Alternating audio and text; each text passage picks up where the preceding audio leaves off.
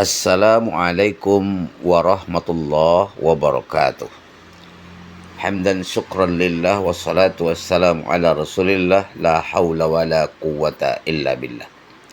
Allahumma salli ala sayyidina Muhammadin wa ala alihi wa sahbihi ajma'in, amma ba'd. Para pemirsa dimanapun berada yang dimuliakan Allah, puji syukur kepada Allah, selawat kepada Rasulullah. Allahumma salli ala Sayyidina Muhammad wa ala ali Sayyidina Muhammad. Pada hari ini saya ingin sedikit memberikan nasihat dengan hadis Rasulullah. An Abi Hurairah radhiyallahu an anna Rasulullah sallallahu alaihi wasallam qala atadruna mal ghibah qalu Allahu wa rasuluhu a'lam qala zikruka ahaka bima yakrah kila apara'aita in kana fi ahi ma aqul qala in kana fihi ma taqulu faqad tahu wa illam yakun fihi faqad bahattahu.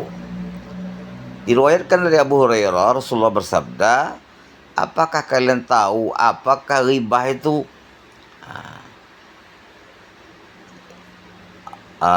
Para sahabat tuh menjawabnya Allah dan Rasulnya ya yang lebih tahu. Lalu dijawablah oleh Rasulullah, engkau menceritakan tentang sesuatu yang dibenci oleh saudaramu. Beliau pun ditanya, bagaimana pendapatmu jika apa yang saya ceritakan itu benar? Beliau pun berkata, jika benar apa yang kamu katakan, maka engkau telah berghibah. Apabila tidak benar yang kamu katakan, maka itulah dia fitnah. Bapak Ibu yang saya hormati, jadi dari hadis itu dapat kita ambil pelajaran bahwa yang dikatakan ghibah itu adalah menceritakan keburukan orang. Ya, perangai orang itu diceritakannya kepada orang lain. Apabila hal itu diketahui oleh orang yang diceritakan itu marah dia, itu ghibah namanya. Lalu ada yang bertanya, memang yang kami ceritakan itu memang benar kan, memang seperti itu ceritanya katanya.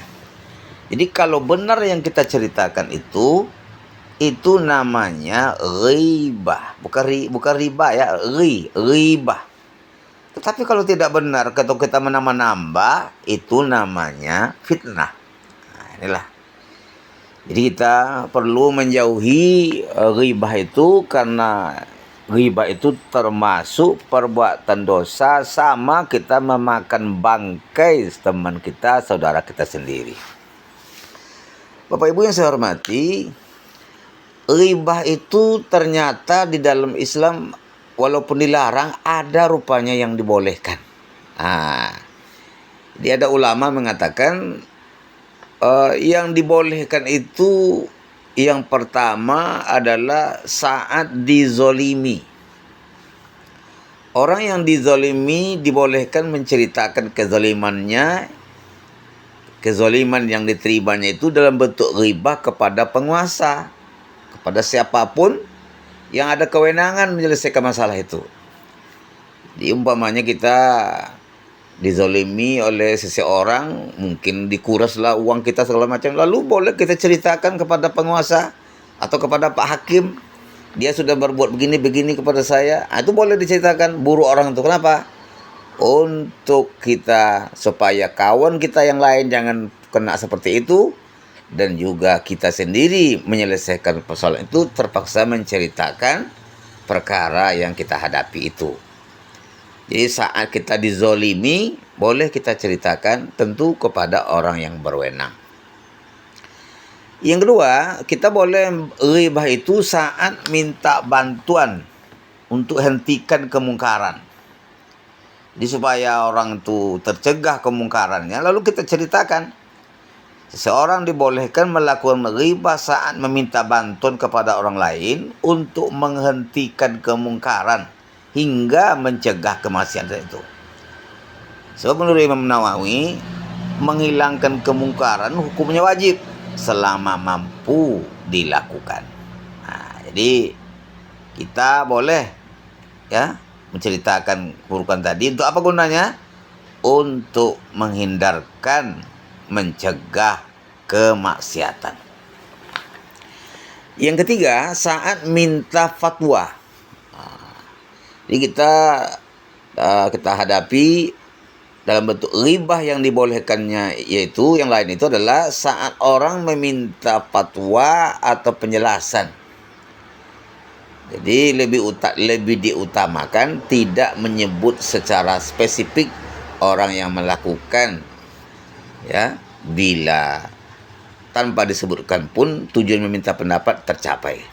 Tapi kalau memang tetap dipaksa juga menceritakan nama orang itu karena kita minta fatwa, ya diperbolehkan. Ya, saya sedang begini Pak Ustadz, saya begini. Lalu bagaimana? Syanu nama orang tuh, boleh tuh kalau memang untuk minta fatwa, apalagi masalah halal dan haram, masalah boleh dan tidak diboleh.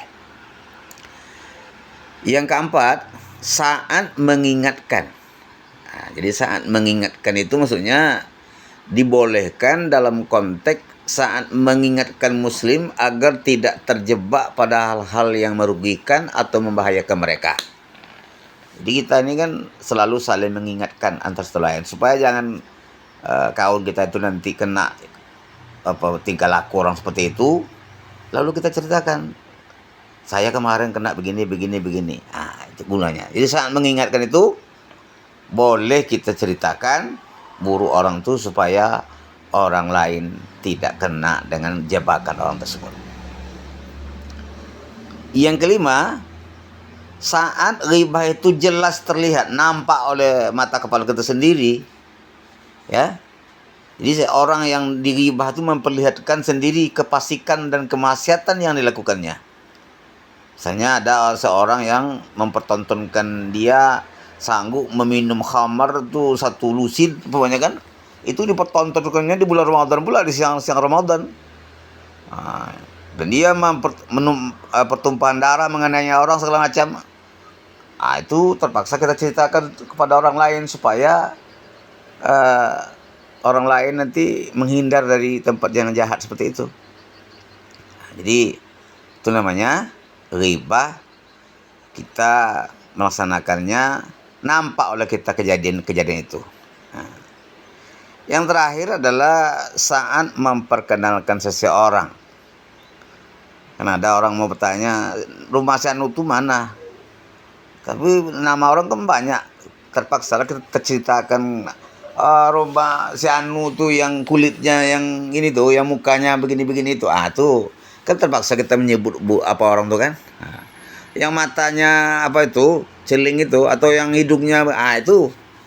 Sebenarnya kita tidak menginginkan secara apa, tapi karena banyak orang senama, orang menyebut nama seiring dengan apa tadi, pokoknya kakinya yang apa itu, dibilangkannya kekurangannya. Itu namanya ghibah, diperbolehkan saat memperkenalkan seseorang. Menyebutkan keburukan atau kekurangan orang lain dibolehkan bila nama dan sifatnya tidak cukup dikenal orang, kecuali dengan menyebut sifatnya itu. Itulah. Jadi si Anu yang tuli itu, kan kalau kedengar ada orang tuh kemarah dia itu kan. Gitu. Jadi sedapat mungkin kita menjauhkan diri daripada menceritakan keburukan orang, tapi yang diperbolehkan adalah yang 6 itu tadi. Inilah yang dapat saya sampaikan. Mudah-mudahan kita tak usahlah menceritakan keburukan kita, karena kita juga banyak juga keburukan kita. Demikian. Wassalamualaikum warahmatullahi wabarakatuh.